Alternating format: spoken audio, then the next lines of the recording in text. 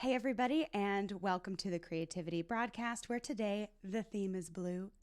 I'm your host, Laura Westman. I'm a coach for creative people, author, podcaster, and today's video is all about common misconceptions about the creative process. Things that we all have internalized that we believe to be true about the creative process that can get in the way of us actually not only enjoying our creativity and enjoying the experience of creating things, but also in relating to ourselves as a creative person. There's a lot of myths about the creative process that can have us feeling really sidelined and thinking like this actually isn't for us or other people do it better or whatever.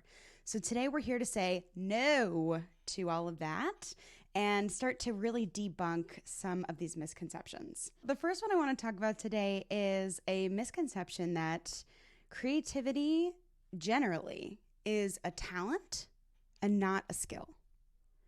So a lot of people we believe that creativity is something that you're born with and you either have it or you don't. And that's just the least true thing ever.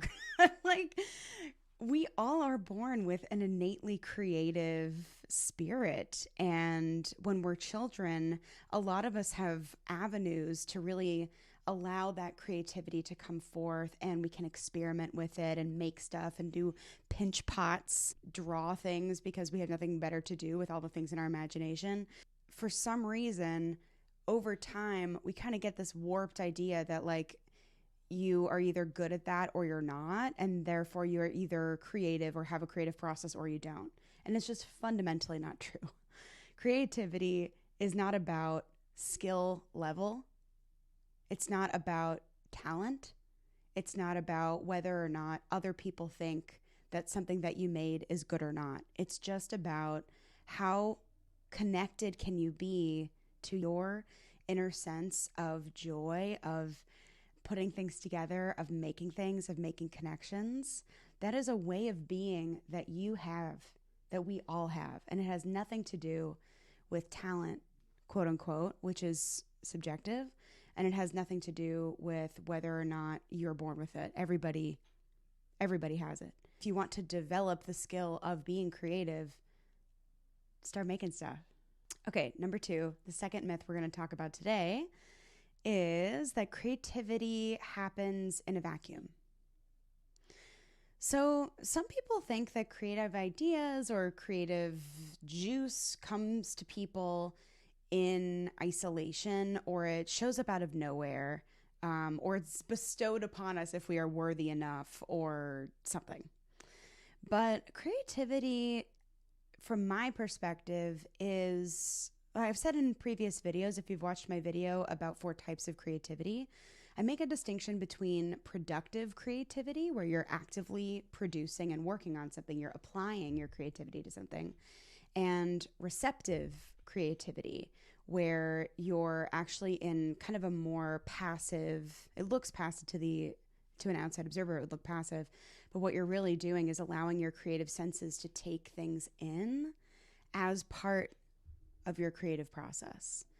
And this thing about creativity happening in a vacuum or isolation, maybe if you're in that production mode, it does, but maybe it doesn't. I mean, honestly, for either mode, sometimes creativity actually is fed and nourished by collaborative environments, by being able to bounce ideas off of other people who you love and trust. Sometimes it can be helpful to set up some time with a friend to just have a creativity plaimagining session where you're kind of like discussing ideas. What do we think about this? And where could this go?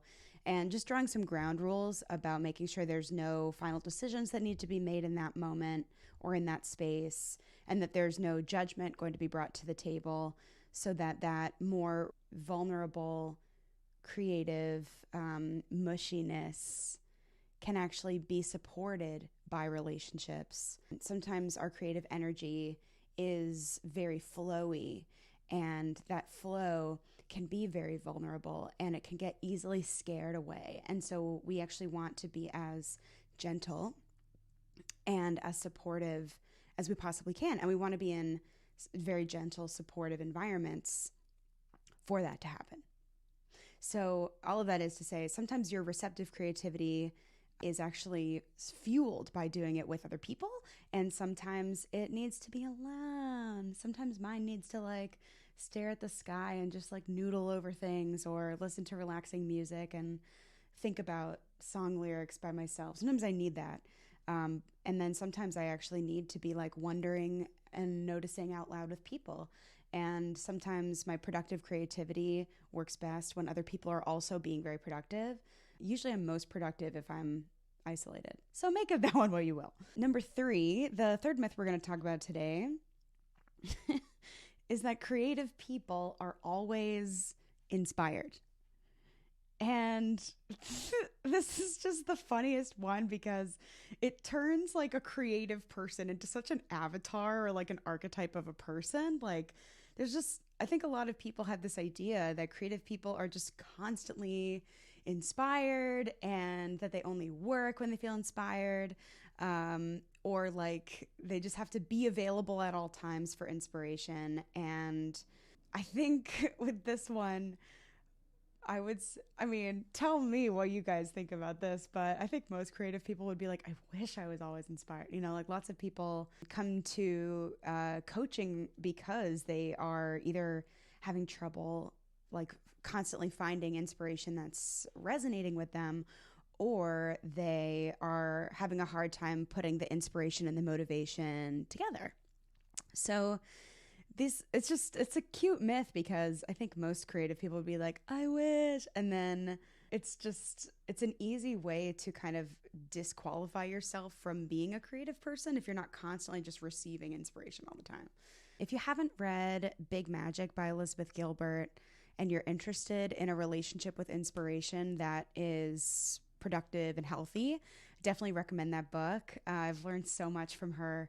There's also a fair amount of stuff about this in my own book, How to Be Creative in the Age of Digital Noise, just about learning how to quiet down enough to distinguish between something that's coming as inspiration that's like asking to be worked on, or something that's driving you crazy or bringing you down on yourself. So these are 3 key misconceptions that can get in our way in our creative process. Got more, so stay tuned for next week. But I do want to let you all know, if you're interested in getting on the other side of some of this stuff, or even being able to really dig in and get to know your creative process, because while you can read all the books in the world, everyone's creative process is a little bit different. And it's because we're all a little bit different. We're all unique to each other. So I've actually created a really cool series of classes. They're called the Creative Process Mastery classes. There's 3 of them, and they're dedicated to really teaching you how to use a couple of different tools to identify and harness the different aspects of your own creative process, because everyone's going to have a different flow. Everyone's going to have a different way that they handle the different stages of the creative process. So if you're interested, you can link below. The first one is Spark for the beginning. The second one is Mess for the middle because it's messy. And the third is Shine for when you're finishing projects and learning about how to actually like let them be finished and give them a life outside of you and your glorious brain. Thanks for tuning into the Creativity Broadcast today. I'm Laura Westman. Please like, comment, and subscribe, and stay tuned for more subversively creative content. I'll see you later.